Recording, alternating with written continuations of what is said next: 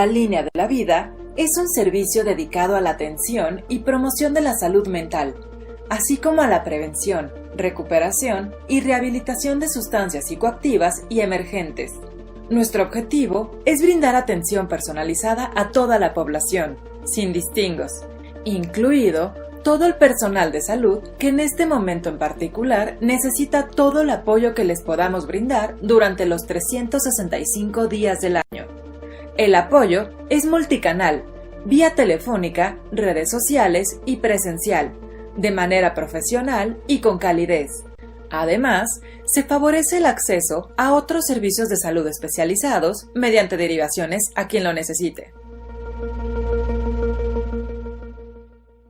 Gobierno de México. ¿Han oído hablar del fentanilo? Es una droga narcótica sintética muy potente que se utiliza en todo el mundo para el laboratorio, para los quirófanos, para los pacientes con problemas de dolor, pero si lo utilizamos erróneamente, el fentanilo es prácticamente un veneno. Tiene una gran capacidad para generar dependencia, para generar sobredosis y para conducir a las personas a la conducta inyectora, que de por sí es muy problemático. Hay que defender el uso del fentanilo para la medicina y abatirlo por completo como droga lúdica en la población general.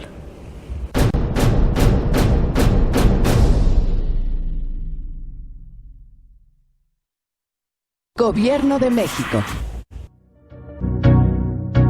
Durante la Jornada Nacional de Sana Distancia, es importante que como pareja implementen buenos tratos.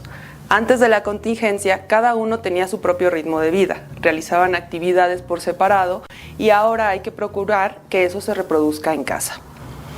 Es importante que en pareja acuerden establecer un horario o una agenda de actividades, distribuir las responsabilidades de las tareas del hogar. Incluyan momentos para convivir en pareja. Pueden hablar, decir o expresar lo que sienten, miedo, ansiedad, tristeza, otras. No es recomendable impedirlas, bloquearlas o reprimirlas.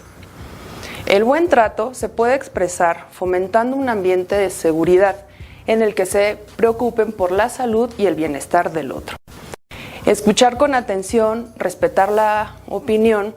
Por ejemplo, pueden compartir recuerdos de momentos que contengan humor, chistes. El punto es reír juntos. Es importante que todo lo que hagan juntos sea con consentimiento de ambos. Esto incluye la vida sexual. Es importante reconocer que implica un esfuerzo estar en restricción de movilidad. Por eso es importante establecer y respetar un espacio individual para evitar la saturación y la irritabilidad que derive en violencia. En lo individual, pueden realizar las actividades que cada uno decida por separado, incluido hacer nada, ponerse en contacto con su propio cuerpo o hacer otras actividades. Recuerden seguir todas las recomendaciones de autocuidado de la Secretaría de Salud. Si te cuidas tú, también cuidas a tu pareja. Gobierno de México. Hola, muy buenas tardes, bienvenidos.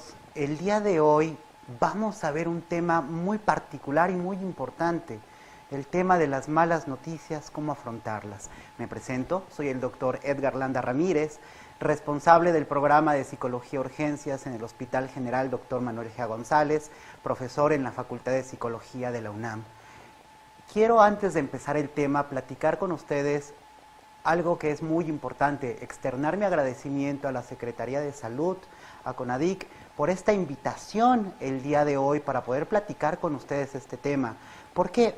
Porque es muy importante abordarlo. A lo largo de esta plática, voy a resumir el tema en 4 grandes conceptos. El primer gran concepto es darles un panorama y un contexto de por qué tenemos que saber el personal de salud y el público en general las cuestiones de las malas noticias. El segundo punto, les voy a hablar sobre la definición que tenemos de malas noticias y todo el contexto que le acompaña con respecto a lo que hemos identificado en la literatura internacional. Posteriormente les daré recomendaciones a todos los que nos siguen, que son personal de salud y que en este momento están inmersos en el área hospitalaria, enfrentando día a día esta pandemia, de cómo pueden abordar este tema. Y finalmente abordaré con el personal no especializado en el área de la salud recomendaciones de cómo trabajar cuando ustedes, qué hacer cuando ustedes reciben una mala noticia, cómo afrontarlo, cómo vivirlo, y cerraré el tema dejando varias recomendaciones y contactos que nos permitan precisamente seguir adelante. Bueno, como se los decía, el primer punto es el contexto de las malas noticias. ¿Por qué es importante hablar de las malas noticias?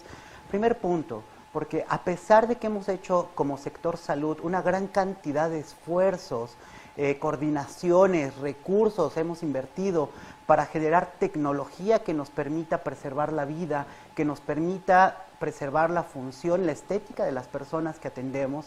A pesar de todo eso, en algún momento todos esos esfuerzos no serán suficientes y tendremos como personal de salud que compartir noticias que son catalogadas como malas. Tendremos que compartir diagnósticos de enfermedades, pronósticos, notificaciones de malas noticias, y eso tendrá un impacto completamente importante en cómo la gente vive, cómo la gente recibe esa información.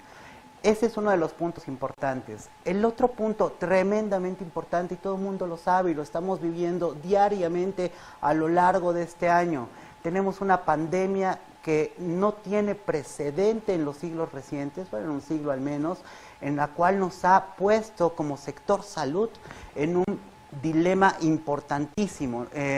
Ustedes lo saben, y si no se los comento en este punto, tenemos cerca de 18 millones alrededor, voy a redondear el número, de personas que han dado positivas a lo largo de la pandemia al SARS-CoV-2. Tenemos cerca de 700,000 personas que desafortunadamente a nivel mundial han perdido la vida. En México tenemos cerca de 500,000 personas, redondeando el número, que han dado positivo a SARS-CoV-2, y tenemos alrededor, también redondeando el número, de 50,000 personas que han fallecido por esta enfermedad. Quiero irme más allá del número, quiero irme a las historias que anteceden estos números. Piensen ustedes en su ser querido, en la gente que más les importa, y el cómo se vive en este tipo de noticias cuando les dicen, ¿sabes qué? Tu prueba salió positiva, cuando tienes los síntomas, cuando a pesar de todo lo que estás haciendo se complica la enfermedad y sabes que tienes que ir al hospital, te tienes que quedar hospitalizado, cuando además sabes o te dicen como familiar, ¿sabes qué? Tenemos que recurrir a maniobras de intubación, tenemos que hacer todo esto, y bueno, se vuelve un problema verdaderamente complejo. ¿Por qué? Porque el personal de salud y porque los familiares tienen que enfrentar estas malas noticias. Entonces vamos a comenzar con esta definición de qué es una mala noticia. Les puedo platicar que es un tema que lleva décadas estudiándose a nivel internacional. Particularmente podemos identificar al Dr. Buchman como uno de los pioneros en el tema. El Dr. Buchman estuvo trabajando ampliamente en la Universidad de Johns Hopkins. Este tema en los 80 publicó en una revista muy importante médica, en BMJ, un artículo sobre la importancia que tiene el saber dar malas noticias cuando formas parte del personal hospitalario.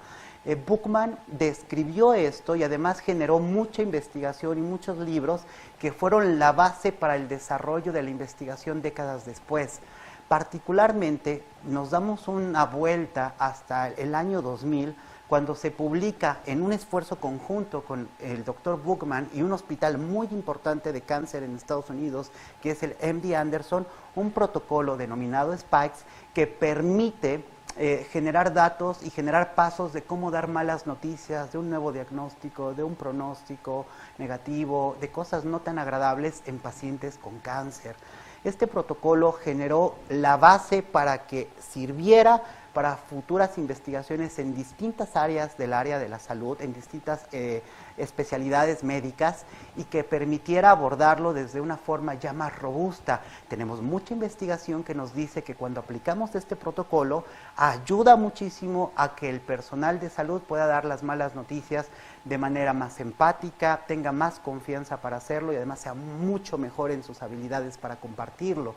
De manera paralela, desde el 2005, en el ámbito de urgencias, la doctora Cherry Hopgood desarrolló también un protocolo muy similar a Spikes, que se llama Grieving, que es un protocolo que se hizo específicamente para ayudar al personal de urgencias a dar una mala noticia en particular, que desafortunadamente como personal de urgencias vemos mucho, que es aquel paciente que llega muy grave y que desafortunadamente fallece. Entonces, es algo que nos enfrentamos mucho en urgencias y que se desarrolló el protocolo para ayudar a que el personal de salud, particularmente de urgencias, pueda dar este tipo de noticias de una manera humana, de una manera empática, en donde podamos considerar la dimensión importante del familiar a la hora de transmitir esta información. Estos protocolos que se han desarrollado en las últimas décadas, sobre todo del 2000 para acá, han sido la base importantísima para poder ir generando datos de cómo dar malas noticias. En general les voy a decir que comparten la idea de la privacidad, el poder dar la noticia en un ambiente privado, comparten la idea de que el familiar que recibe la noticia esté acompañado de un ser querido para que tenga una red de apoyo cuando la recibe, comparten la idea de no llegar a dar la noticia, es la idea de preguntar primero qué sabe, qué supone, qué le han informado, qué sospecha el familiar y adaptar esa información a lo que va a decir el personal de salud. Comparten la idea que de manera empática, humana, clara y libre de eufemismo se diga la noticia, dejando de lado estos eufemismos, por ejemplo, estas frases de ya no está con nosotros, sino decir, ¿sabes qué? Lamentablemente falleció, para que tenga un impacto muy claro y no eso ayuda a entender la información al familiar que la recibe. Comparten la idea de dejar pasar al familiar a despedirse del paciente fallecido y de dar los recursos para contactarnos y que nos puedan buscar después y que los ayudemos en las cosas que necesiten, tanto en trámites como apoyo emocional. Se darán cuenta que es un gran paso, sin lugar a dudas, ayuda mucho a ir humanizando mucho una parte tan compleja como lo es el dar malas noticias. Desafortunadamente, en el contexto COVID, muchas de estas noticias o muchos de estos pasos no se pueden seguir tan claramente. ¿Por qué? Porque no podemos ofrecer, por ejemplo, en este momento la posibilidad de que pase el familiar a despedirse del paciente fallecido. Implica un riesgo muy importante para el familiar de contagio, es algo que se está promoviendo evitar. Implica también la imposibilidad de a veces poder dar la noticia de manera directa, como generalmente se recomienda en un ambiente privado, en un cubículo. Desafortunadamente en este momento por la cuarentena se ha tenido que desarrollar la necesidad de dar la mala noticia vía telefónica, vía online. Entonces nos implica retos importantes de cómo adaptar lo que ya sabemos a este contexto. Lo que les quiero compartir es que afortunadamente se ha trabajado ampliamente para generar estos puntos, para ayudar a que todas las consideraciones de una mala noticia puedan abordarse. ¿Cómo cuáles? ¿Cuáles son las malas noticias más comunes en este momento que estamos dando en el sector salud? Sin lugar a dudas, la noticia de que te dio COVID, de que se te complicó el COVID, la noticia de que te vas a quedar hospitalizado, la noticia al familiar de que se intubó el paciente porque no respondían sus pulmones o la neumonía estaba muy grave, de que ya nos cayó en un choque séptico, que nos hizo fibrosis pulmonar, de que está en una falla orgánica múltiple, de que falleció el paciente. Ese tipo de noticias, los protocolos los hemos tenido que adaptar para poder transmitirlo a los familiares y poder darles el apoyo. ¿Cómo reciben la noticia los familiares? Ustedes lo podrán imaginar, lo podrán ver, lo podrán crear, pensar. Pues no muy bien. Generalmente la respuesta emocional más común que se lleva a cabo cuando un familiar recibe una mala noticia va a ser una respuesta de llanto, va a ser una respuesta de enojo, lo hemos visto ampliamente documentado, va a ser una respuesta de incredulidad, va a ser una respuesta de crisis, muy común cuando fallece el familiar, va a ser una respuesta de despersonalización o de shock, ¿ok? También les quiero anticipar, nosotros como personal de psicología nos hemos preparado arduamente para poder dar esa respuesta de atención a la gente que lo necesita, ¿ok? Bueno, esta información nos ayuda mucho a entender este contexto. También nos ayuda mucho a entender que si un familiar recibe estas noticias y responde de esa manera, tiene que ver con muchos factores. Tiene que ver con factores como la religión, sus creencias de vida, su cosmovisión, como también aspectos que tienen mucho que ver con su estado emocional en ese momento, con su estado físico, con la etapa de vida en la cual se encuentra el paciente que está grave o que tiene este problema. Ese tipo de cuestiones culturales también ayudan mucho a identificar cómo responden estas personas cuando reciben este tipo de información. Bueno, algo muy importante que ahorita quiero compartir es cómo se ha adaptado ya estos protocolos para dar recomendaciones específicas al personal de salud y estos protocolos que nos van a permitir ayudarlos a este punto. Vamos a hacer una pausa. Cuando regresemos de esa pausa, lo que va a ocurrir es que les voy a recordar un pequeño resumen de lo que hemos visto. Les voy a mostrar estos esfuerzos internacionales y me siento muy orgulloso de decirlo, nacionales que se han hecho para poder abordar este tema, y les voy a dar las recomendaciones al personal de salud y las recomendaciones a ustedes que son familiares, que no tienen nada que ver con personal de salud, pero que están viviendo este tema, qué se puede hacer y cómo lo pueden abordar. Perfecto, pues vamos a la pausa, regresamos.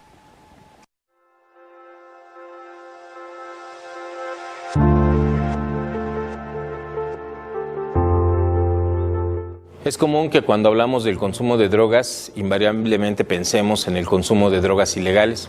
Sin embargo, la realidad es que la droga que más se consume es legal, es el alcohol, son bebidas alcohólicas.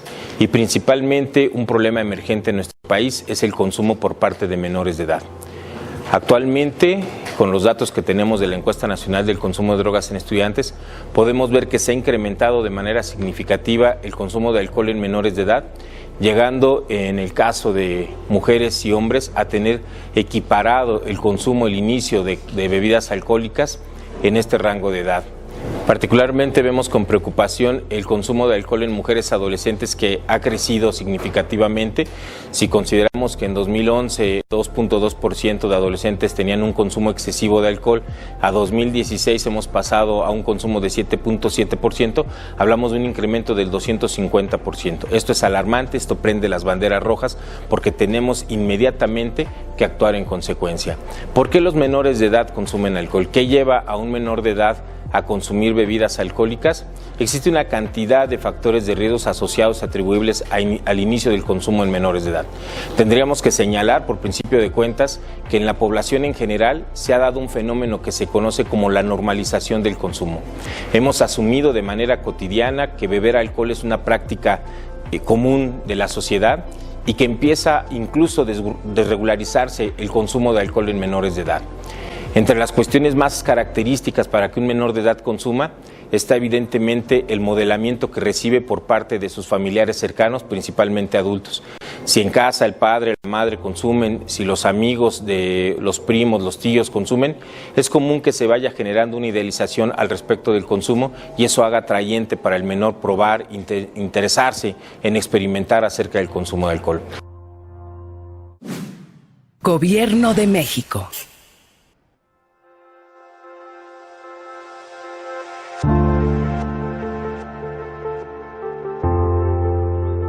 Otro de los factores que son más importantes es la disponibilidad.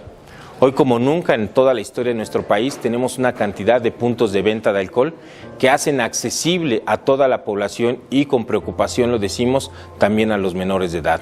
Existen, por supuesto, situaciones personales, individuales de cada menor que puede atravesar desde cuestiones emocionales, como puede ser una baja autoestima, un estado de depresión o una consideración errónea, apropiada de su autoconcepto, que puede orientarlo y lo lleve realmente a la necesidad de experimentar para sentir lo que comúnmente denominamos un sentido de pertenencia asociado a grupos sociales a los que quiere pertenecer. El alcohol está asociado a más de 60 enfermedades en las personas que consumen este tipo de bebidas. Fundamentalmente, a nivel mundial se estima que 3 millones de personas mueren al año por causas directamente atribuibles al consumo del alcohol, como puede ser, por supuesto, una carga de enfermedad importante asociada al consumo, cirrosis, condiciones hepáticas severas, cáncer, pero también están otro tipo de fenómenos como la violencia que cada vez se asocia más al consumo del alcohol. Y por supuesto también tenemos cuestiones de accidentes vehiculares. Cada vez es más frecuente que encontremos personas que conducen bajo el influjo del alcohol. ¿Qué tenemos que hacer como sociedad, como pueblo, para que nuestros menores de edad no consuman bebidas alcohólicas? La respuesta está en nosotros. La respuesta está en principio en casa, como la primera medida, tener muy claro que existen prácticas cotidianas que los padres hacen con el mejor ánimo de proteger a sus hijos, pero que representan en realidad una práctica de riesgo. Enseñémosle a nuestros hijos a tener amor propio y a hacer valer sus decisiones al respecto. Algo que es fundamental para los padres es hablar con los menores de edad. Hablar con ellos funciona. Más allá de lo que muchas personas piensen o consideren, hablar con nuestros hijos funciona. Orientarlos al respecto de por qué es importante de que no se inicien en el consumo del alcohol siendo un menor de edad.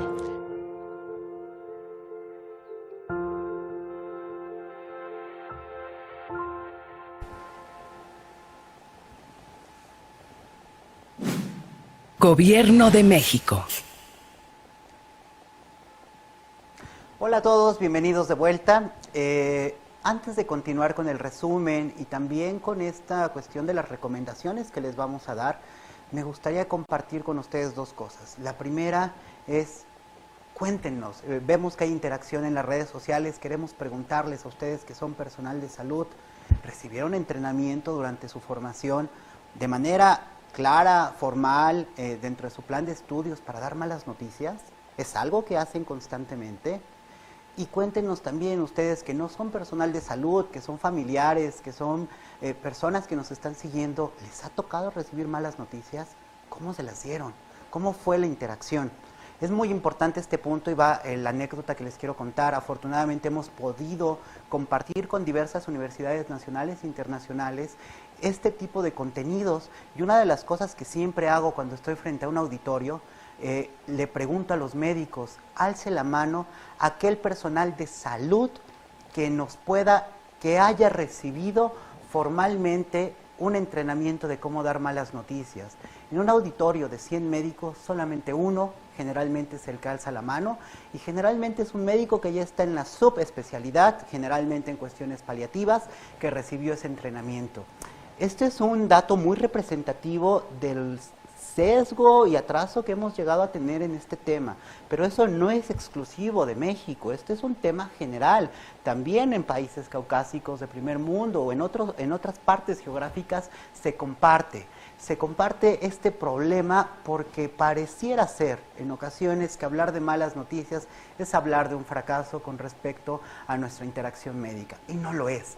Hablar de malas noticias, hablar de muerte es un continuo de la vida y de la muerte, es un continuo que debe ser visto de esa manera, y que como personal de salud, independientemente de que seas médico, enfermera, psicólogo, trabajador social, debemos estar preparados desde nuestra área disciplinaria para poder hacer un abordaje al respecto. Muy bien, pues vamos a retomar entonces este resumen. Hemos estado hablando de que el contexto COVID nos ha traído una necesidad imperante de generar estrategias para poder abordar las malas noticias. Hemos visto que son en números altísimas, hemos visto además que el panorama se ve que no va a cambiar mucho, o sea, va a seguir desafortunadamente durante un buen rato. Hemos visto también que afortunadamente no estamos en ceros en esta área, estamos con evidencia previa que nos puede dar una idea muy clara de cómo aplicarlo, cómo abordarlo, cómo desarrollarlo, y esto va a tener grandes ventajas no solo para el familiar, también va a tener ventajas para el personal de salud. Esto se los complemento. El personal de salud que recibe entrenamiento para poder dar malas noticias de manera correcta es un personal de salud que además tiene una mayor protección una mayor protección emocional con respecto a esas malas noticias que comenta o que tiene que transmitir. Bueno, de manera general ese es el resumen. Les voy a platicar ahora qué esfuerzos internacionales y nacionales se han hecho para promover este tema, y con base en eso, de manera muy puntual, algunas de las recomendaciones que se están dando en este momento. Les daré también algunos links donde pueden encontrar temas o investigación o papers o cursos ya que los van a ayudar a focalizarse y especializarse más en este tipo de temas. El primer punto que les decía es, no podemos, por las características del contexto de la pandemia, aplicar tal cual los protocolos Spikes y Gribin a este punto. Esto es un consenso internacional. Recientemente, una vez más, se publica en BMJ recomendaciones de cómo dar malas noticias en contexto COVID y parten de la misma idea. ¿Saben qué? Tenemos que aprender a utilizar la tecnología remota para dar este tipo de noticias. Tenemos que aprender a ser cálidos a la hora de darlos usando un teléfono o una videollamada. Tenemos que fomentar medidas de bioseguridad que permitan evitar el contagio cuando se da la interacción, si es posible, presente o presencial. Entonces, este tipo de recomendaciones se han ido adaptando a partir de los documentos científicos que se han escrito en los últimos 6 meses. También ustedes lo pueden checar en Secretaría de Salud. Han salido guías que hacen recomendaciones muy puntuales de cómo dar las malas noticias de manera presencial, de manera remota. También les anticipo y les doy la primicia, en septiembre se publicará en una de las revistas más icónicas de nuestro país, como lo es Salud Pública de México, un artículo en donde hacemos recomendaciones precisamente de este tema para que también puedan darle una revisión.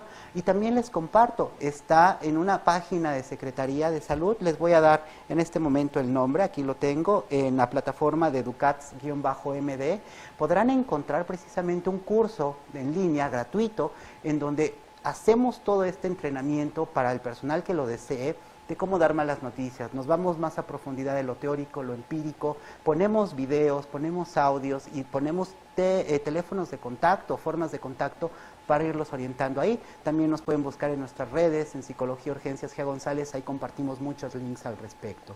¿Cuáles son las recomendaciones que estamos dando o que se están dando de manera general? Ahí les va. La primera recomendación es la privacidad. Sabemos que la privacidad se puede dar de manera presencial en algunos hospitales y en otros se va a tener que dar por vía remota, perfecto. Cuando lo des vía remota, asegúrate de decirle al familiar, búscate un lugar tranquilo, no lo vayas a dar ahí enfrente de toda la familia, vete a un lugar tranquilo, llévate a tu ser más representativo que quiere estar ahí. Igual se tiene que buscar el que esté acompañado, si es una noticia presencial, medidas de bioseguridad para ayudar a que evitemos contagios. Posteriormente, una vez más, preguntar qué sabemos, qué sabe el familiar de la situación de su paciente. Eso es básico, eso se tiene que conservar. Posteriormente, adaptar ese conocimiento que nos está diciendo a la información que le damos y usar frases muy claras, muy concretas. Por ejemplo, si falleció el paciente, decir estas frases introductorias es recomendable. Lamento informarte que me gustaría darte otra noticia, sin embargo, tu paciente, puedes decir el nombre del paciente, falleció, acaba de morir, así claro y empático. ¿Por qué es importante esto? Porque si no, los familiares pueden estar con mucho distrés y se confunden si usamos eufemismos. No los usemos, ¿ok? En este contexto no podemos ofrecer la posibilidad de pasar a despedirse del paciente. Eso es algo que ha pegado mucho emocionalmente al familiar. Ahí Psicología en el G.A. González ha hecho un trabajo muy importante para dar este acompañamiento y ayudar a reducir ese distrés emocional. Se pueden dar recomendaciones también que sustituyan esos rituales que son muy importantes como cultura para poder despedirnos del familiar o del paciente. Rituales online, cuestiones de misas, si son religiosos, cuestiones acordes a las creencias que cada una de las personas tenga. Y también se debe recomendar ampliamente el dejar números de contacto, números en donde el familiar pueda localizarnos y pueda ver todas las dudas, nosotros podamos contactarlos y ver cómo va evolucionando emocionalmente el familiar y que con base en eso podamos hacer recomendaciones y sugerencias.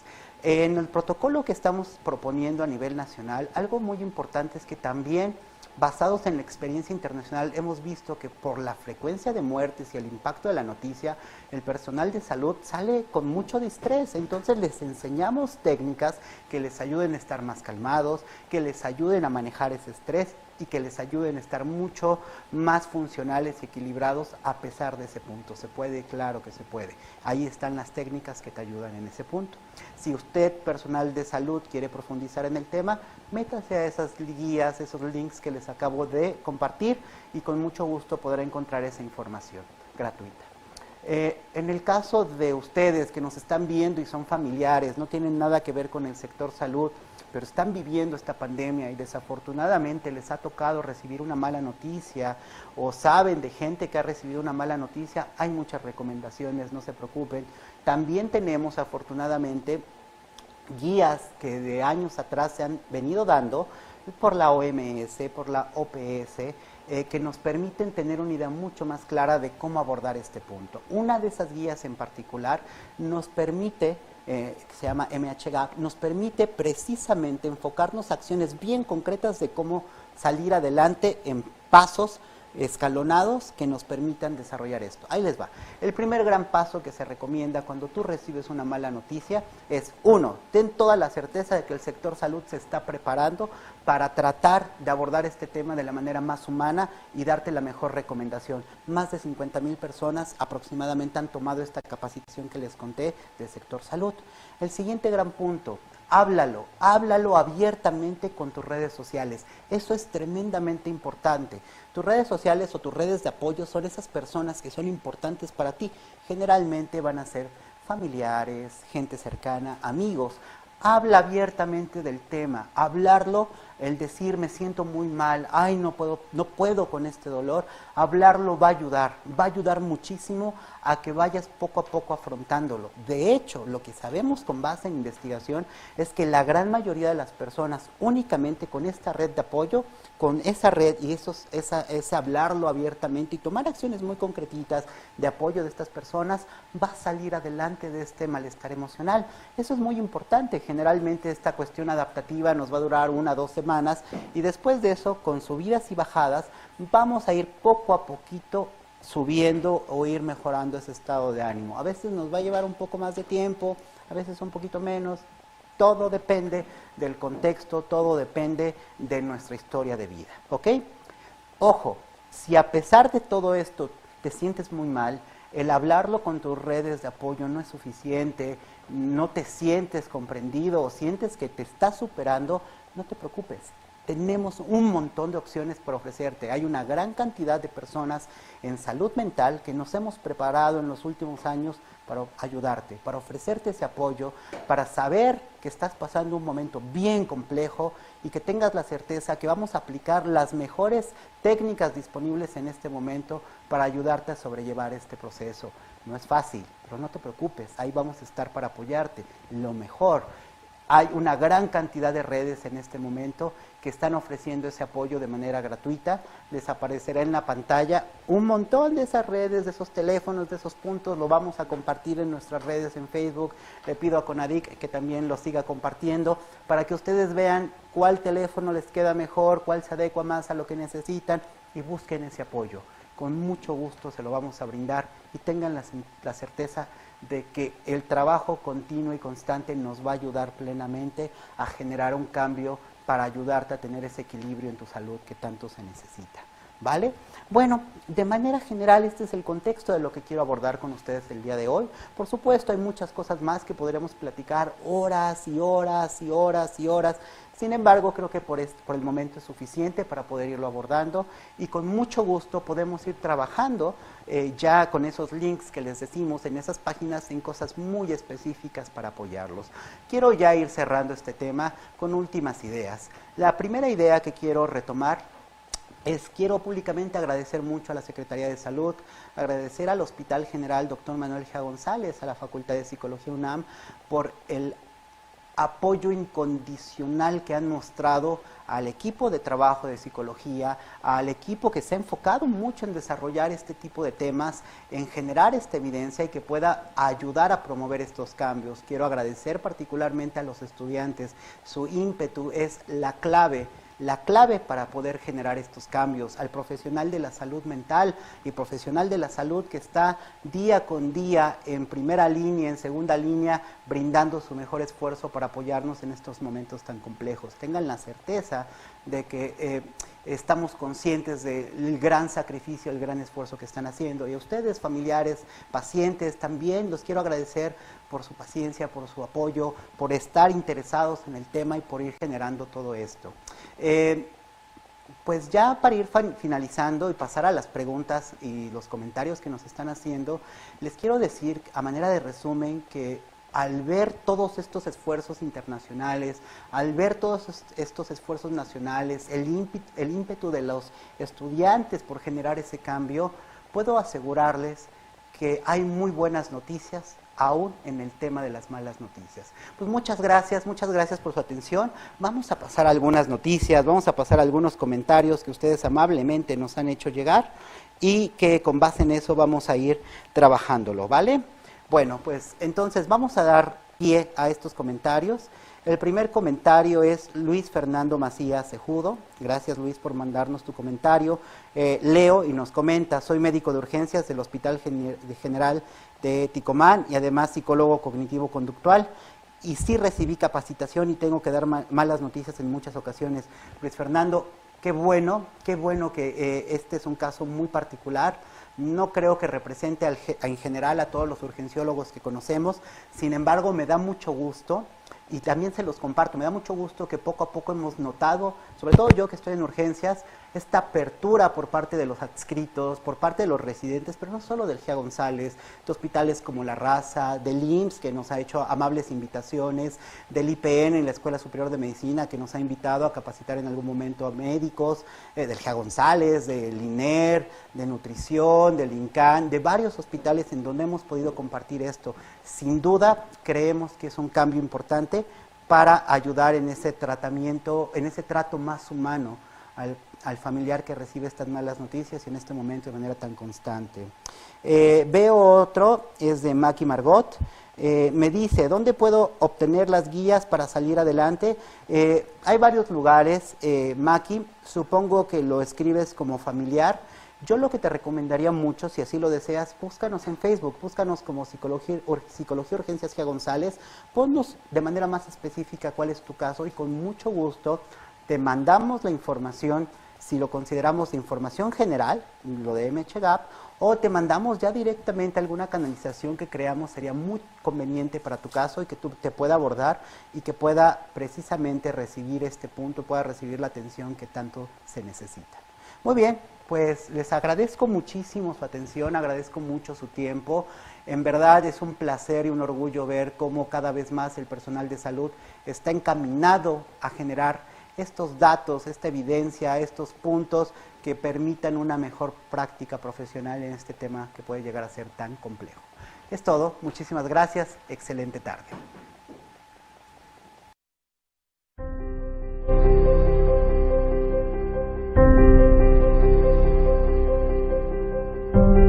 Y hoy quisiera platicarles sobre un tema que a muchos de nosotros nos está afectando en esta pandemia del COVID: los problemas para dormir, los trastornos del dormir, que pueden ser desde no dormir, dormirnos muy tarde, pararnos muy tarde, o tener hipersomnia, es decir, sueño durante todo el día. ¿Por qué está pasando esto? Por el cambio de nuestros hábitos, porque si no estamos saliendo a trabajar, ya no tenemos horarios tan estrictos, pues entonces tendemos a recorrer nuestro horario para dormir. Podemos irnos durmiendo más tarde y nos levantamos más tarde. Eso cambia todo el patrón del sueño. Otra cosa que está afectando nuestros horarios del sueño son las actividades que tenemos a lo largo del día. Si nos levantamos más tarde, desayunamos, comemos, cenamos más tarde y nos exponemos a diferentes patrones de luz como pantallas de televisión o computadoras, no salimos tanto al exterior, esto puede afectarnos. Otra situación que puede afectar también cómo estamos durmiendo es la ansiedad de lo que está pasando ahorita. Las preocupaciones, la información que estamos teniendo puede causarnos miedo, angustia, y esto puede afectar en cómo estamos durmiendo. La forma en que dormimos afecta nuestra salud en general, puede repercutir en que estemos irritables durante el día, a tener síntomas de tristeza, de angustia, de mayor preocupación. Por eso es primordial que podamos regresar a tener un adecuado patrón de sueño. Gobierno de México.